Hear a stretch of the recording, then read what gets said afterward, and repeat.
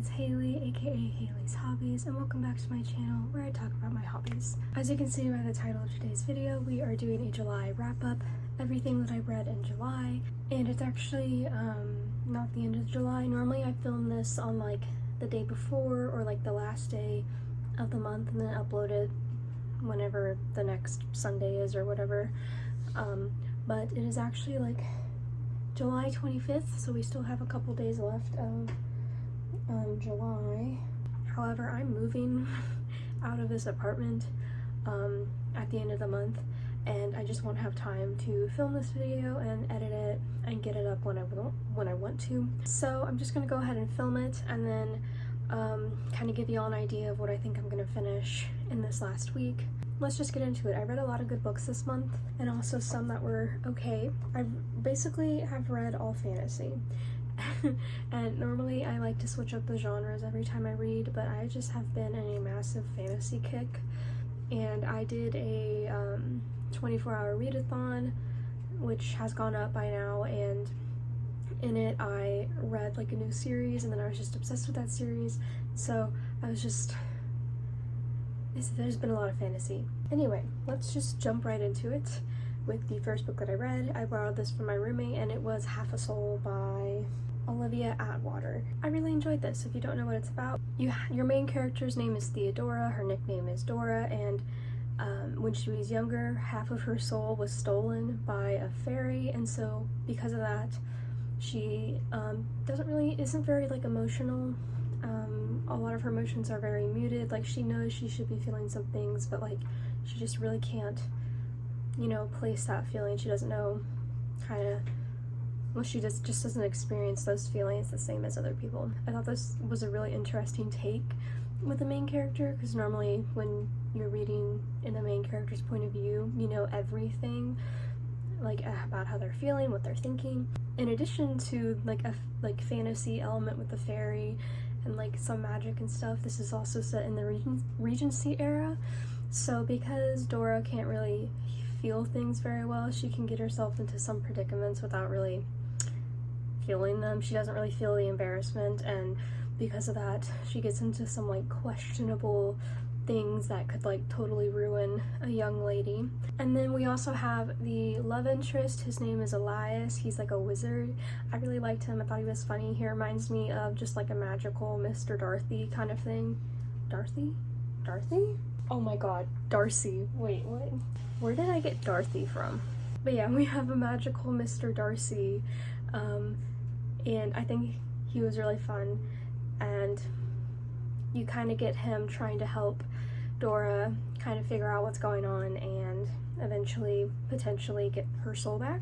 And so you have this Regency fantasy romance, and I think it was really fun kind of take on, you know, current contemporary romances. Anyway, so I really like this book. I ended up giving it a 4-star. I wasn't like completely in love. So for the second book that I read this in the 24-hour readathon that I posted on my channel, and I just fell in love with the story, and I was just absolutely obsessed. I ended up buying the other two in the series, which I said I wasn't gonna do, but I did end up doing it, and I just finished the series yesterday, and it was wonderful, and it's definitely a new fave series, and I'm so happy. And I definitely recommend reading this, although definitely check the trigger warnings. The third book especially has a lot of like darker kind of themes to it, so definitely check the trigger warnings. But the series that I'm talking about is the Prison Healer series. This was wonderful. This is by Lynette Noni. I gave all of the books a 5-star, and I'm obsessed. So essentially you have Kiva Meriden. She is the prison healer. She was sentenced to Zelendov a long time ago, and has spent like the past 10 years in this death prison. It's this prison that everyone dies, and she's basically been kind of like protected because she's the prison healer.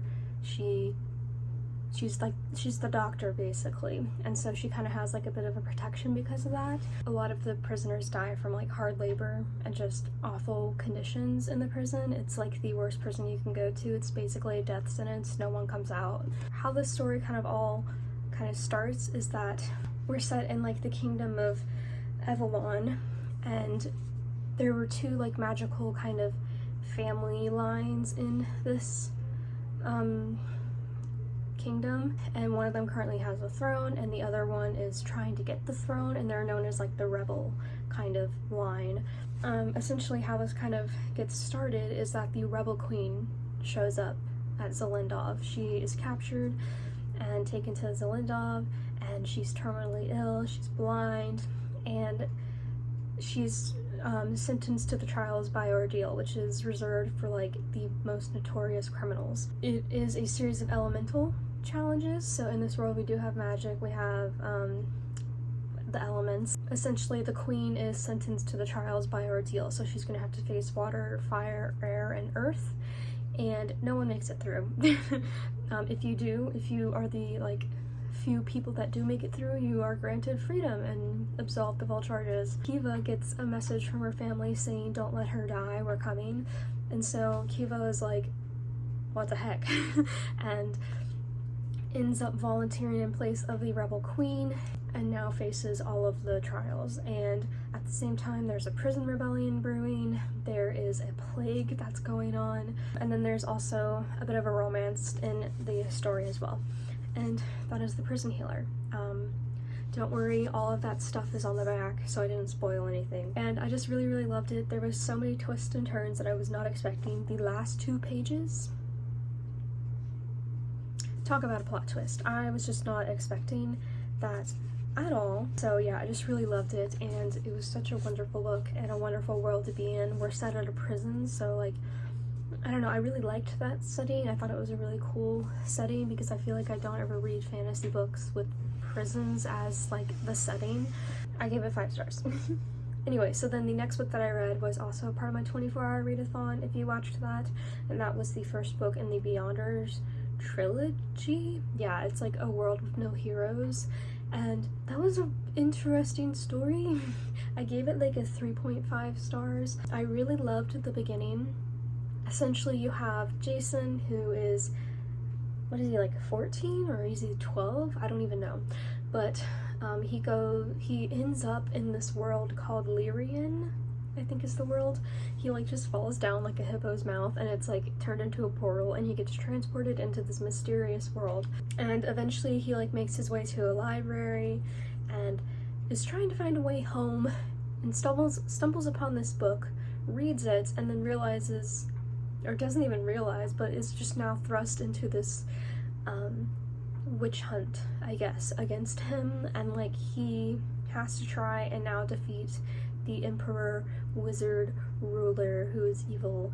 Basically he finds this book that begins like the challenge of finding all of the syllables in the word for the wizard, like the wizard's like true name or whatever, and if he says that word in front of that wizard, the wizard will die basically, and then the world is free from that wizard. And so I thought it was a really cool concept, and I was so excited, and I was loving every second of it. And then we got to like this one character, I can't even remember his name, but he was this thing called a displacer, I think, and so he could just take off parts of his body and like live. Like he could be decapitated and be fine, and like the author described like the muscles and stuff, and I was just like, I don't know about this.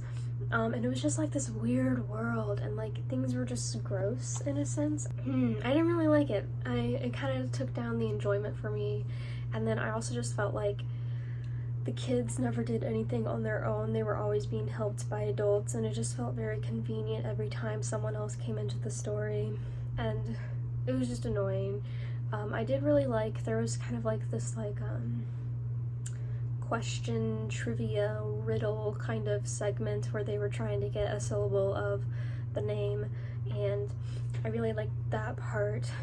And I was also intrigued by the ending of the novel. There was a bit of a plot twist, and I really liked it actually. I thought the plot twist was really creative, and I was really intrigued by the end, and so part of me does want to keep reading the series just because I want to know what happens, but also it's very gross.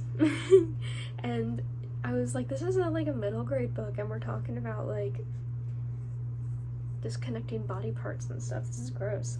Yeah, so I did give this book like 3.5 stars. Just kind of, I had some problems with it, which is why it ended up not being like as highly rated, but I still enjoyed it. So yeah, if you want like a fun time, I guess maybe check that one out. Then next, what I read was the rest of the series of the Prison Healer series. This is book 2 is The Gilded Cage and book 3 is The Blood Trader. I really love all of these covers. I think they're so pretty. They really are so pretty. And I love when like the author kind of like name drops the title of the book in the book, you know? And I felt like this one was done really creatively, like the title. And I don't even know if like the title was dropped in this book. I won't tell y'all anything about these because it spoils the first book. But we are just continuing to follow Cuba's journey. And again, I gave these 5 stars because I just really, really loved them. So that brings me to today. So I still have like 6 days, 7 days left of the month. And so I still have time to read like another book if I wanted to. The only other book I have here with me is Love Theoretically, and I kind of want to wait until August to read this one because I have like a reason that I'll explain, I guess, later. But I am really excited about it, and it's quite floppy. Like, I don't know how it got to be so floppy, but it is. I hope it doesn't like bend, but I've been really excited to read this. I don't think I will finish this. I could if I really pushed myself, but like, I don't want to. But I do have Brandon Sanderson's Oathbringer, which is the 3rd book in the Stormlight Archive. And I am about this much through. It is about 374 pages out of 1,300. So I could potentially, if I read like 200 pages a day, I think, yeah, finish this. It's like I could do it, but I'm not going to force myself to. But I will be continuing to read this. If you don't know anything about the Stormlight Archive, what the heck? This is such a wonderful series. I never thought I would be like reading a Brandon Sanderson series, but I just eventually, like, I just got interested in it. And then so I was trying to decide what series I wanted to read, and I found the box set of the first 3 books in this series, read the back, and thought it sounded really interesting, and decided to buy it on a whim. And it has been like the best series that I've ever read in my entire life. So if you don't know anything about this series, basically, I don't even know how to describe it because there's like so many moving parts and things, but essentially you have princes and you have kings and you have knights and you have like magic systems that are like kind of beginning to form, and you follow just like a bunch of different characters as they go through this kind of like transformation, if you will, of just a lot of things. Like there's a war that's been going on because a past king got assassinated, and so you kind of follow the Alethi people and their war against the Parshendi people, and they're just going at it. And then you have just so many other plots going on at the same time, and a character you think is insignificant now ends up being significant later. And so I literally have notes. I have a bunch of different notes. These were over the first 2 books. I haven't read, I took a 6-month break in between the 2nd and 3rd book, and so I had to write notes out. Yeah, I don't know how else to say more without like spoiling it, but it is just this wonderful series that I love so much. I will be getting a good ways through this. I'll let you know, I guess, like in my August wrap up, if I finished it or if I still had some left over, which is probably going to be the case. But yeah, that is Oathbringer by Brandon Sanderson.